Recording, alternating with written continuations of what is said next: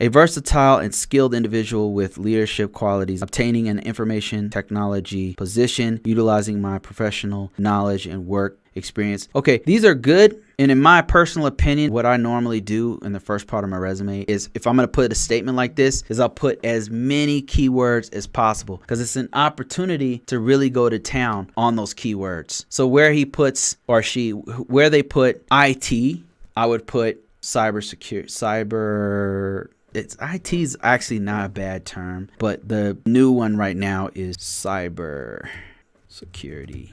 My point is, you want to put a keyword right here, right? Like all throughout this thing. And IT, you can put it right here, IT professional, leave it there. That's cool. That is its own keyword. Strong technical track record or using analytical skills, project management, innovative. Okay, that's fine. You can put that in there. But like I said, if you're going to do it, put as many keywords as possible right up top.